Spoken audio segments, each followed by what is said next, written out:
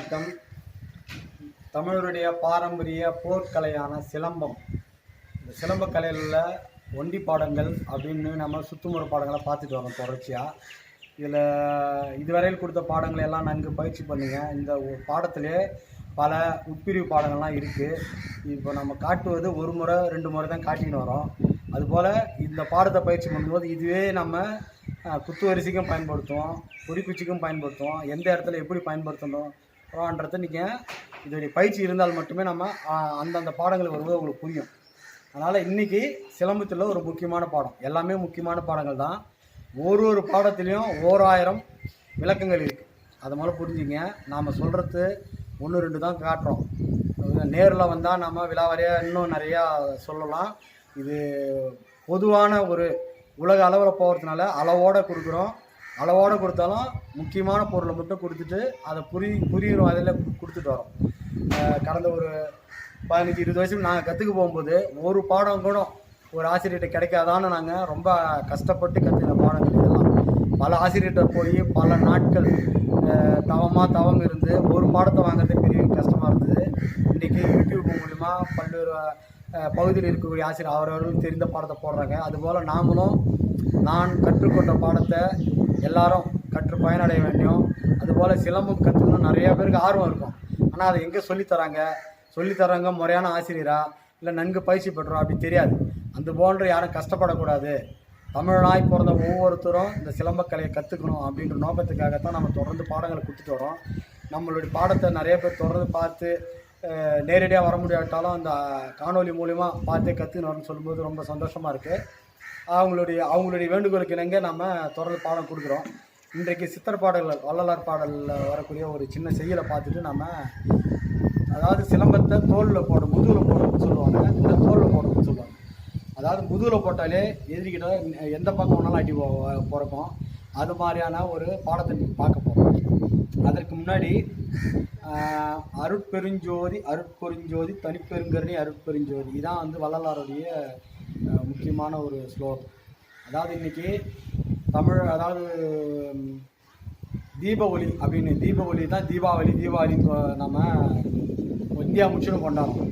இந்த தீபாவளின்றது தமிழ் வார்த்தை அப்படின்றது என்னுடைய கருத்து.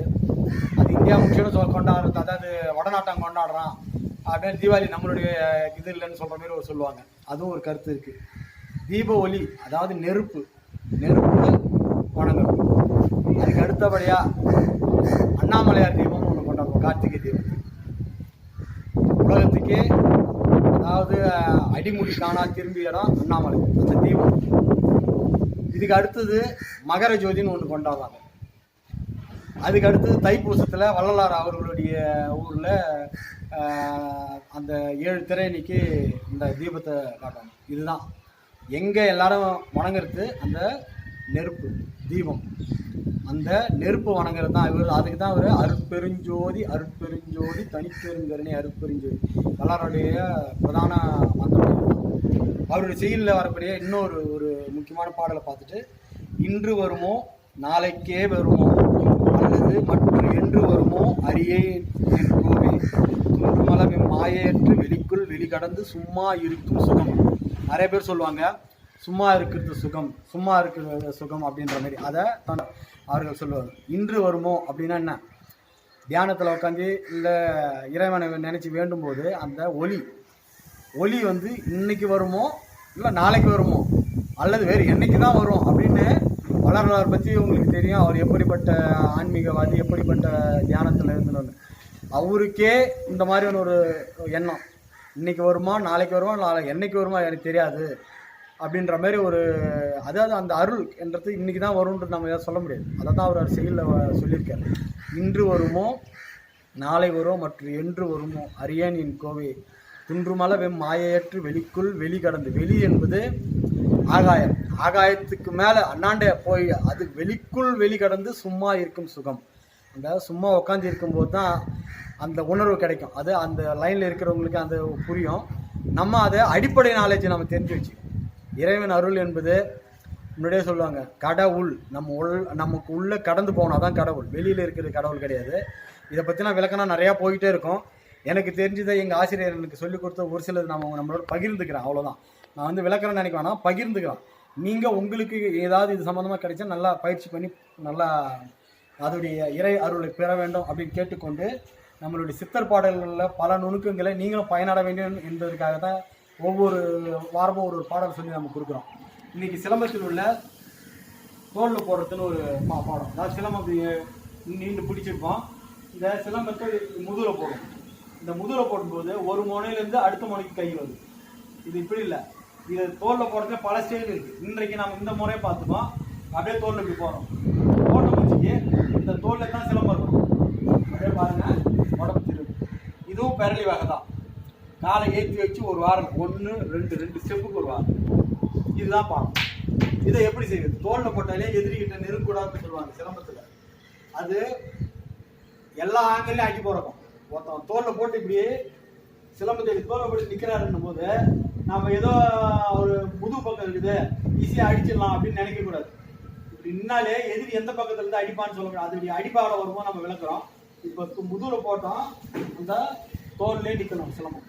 இப்படி பாருங்க, பேரல் பேரலில் சேர்ந்து ஒரு அடி, ஒரு ஸ்டெப்பு 2 ஸ்டெப்.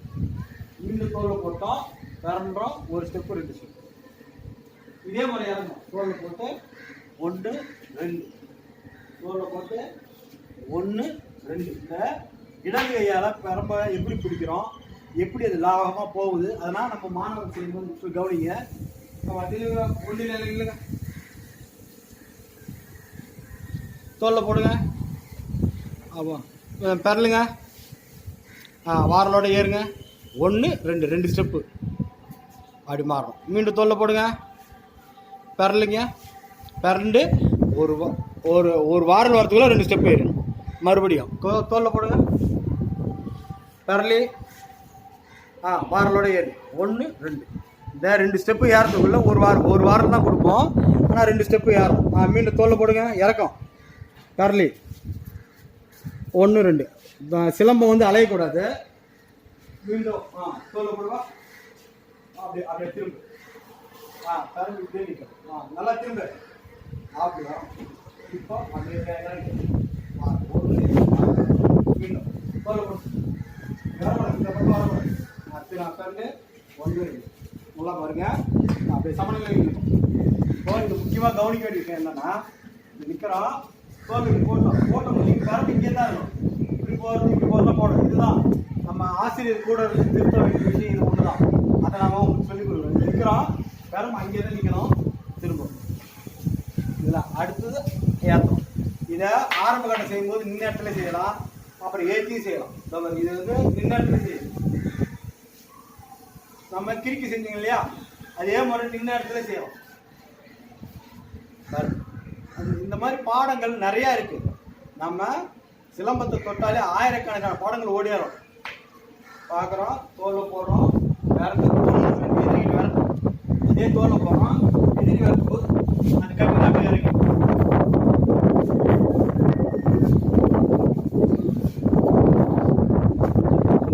இப்படி இந்த பாடத்தை நம்ம செய்து போனோம்னா நம்மளோட மாணவர் மீண்டும் செய்வாங்க. பாருங்க, தோலை போடுங்க. பெரண்டு வாரலோட ஏறு. 1 2 ஸ்டெப்பு ஏறும். ஒரு வாரம் தான். தோலை போட்டு பெரண்டு கம்பு அலையக்கூடாது. தோலை போடுங்க. பெரலுங்க. வாரல் இறக்கும். தோலை போடுங்க. திரும்ப தோலை போடுங்க.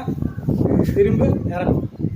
தோலை போட்டு பெரலி இறக்கும். தோலை போடு பெரலி ஏற்றம். மயக்கம் வர மாதிரி இருக்கும். சற்று ஓய்வெடுங்க. ஒவ்வொரு பாடத்தையும் நம்ம செய்யும்போது அனுபவ ரீதியாக சமநிலையில் இருக்கும். ஒவ்வொரு பாடத்தையும் நம்ம அதாவது அனுபவ ரீதியாக செய்தால் என்னென்ன வரும், எப்படிப்பட்ட உணர்வுகள் ஏற்படும் அப்படின்னு நம்ம செய்து பழகினால நமக்கு தெரியும். அதைத்தான் நம்மக்கிட்ட கற்றுக்கூடிய மாணவர்களுக்கு நம்ம எக்ஸ்பிளைன் பண்ணுறோம். இந்த தோலில் போடும்போது நிற்கிறோம், அப்படியே போடுறோம். தோல் போட்டோம், அப்படியே தரணும். வேறண்டு அப்படியே காலத்துக்கு மீண்டும் ஓய்க்கணும். இது வந்து ஒரே இடத்துல செய்து பாருங்க. கிறுக்கி முறையில் செய்யணும். இப்போ அதே பாடத்தை பெரலி முறை. தோல் போடுறோம், பெரண்டோம், ஏற்றி 1 2 தோல் போட்டோம். இந்த சிலம்பம் தான் இங்கே நிற்கணும். எக்காரத்தை வேண்டி இந்த பக்கம் அலையக்கூடாது. அது கவனித்து செய்யணும். தோலில் போட்டு பிறண்டு ஒரு வாரம், தோலில் போட்டு பிறண்டு ஒரு வாரம். இவ்வளோதான் இந்த பாடம். இந்த பாடத்தை நம்மளுடைய மாணவர் செய்வாங்க. மீண்டும் உங்களுடைய சந்தேகங்களை சரி செய்து கொள்ளுங்கள். தோலில் போடுங்க. பிறண்டு ஏறு, கொஞ்சம் குயிக்காக ஏறு. தோலில் போடு, ஏறு ஏறு. இறக்கம், தோலில் போடுங்க. பிறலி இறக்கம், தோலில் போட்டு பிறண்டு இறக்கம், தோலில் போட்டு பிறண்டு இறக்கம். தமிழில் வந்து இருப்பீங்க. அப்படியே இதுவரையில் சிலம்பத்தில் உள்ள தோலில் போட்டு பெரளி முறை செய்யக்கூடிய ஒரு பாடத்தை பார்த்தோம். இனி அடுத்த வகுப்பில் இது போகிற வேறொரு நல்ல பாடத்தில் உங்களோட சந்திக்கிறேன். நன்றி, வணக்கம்.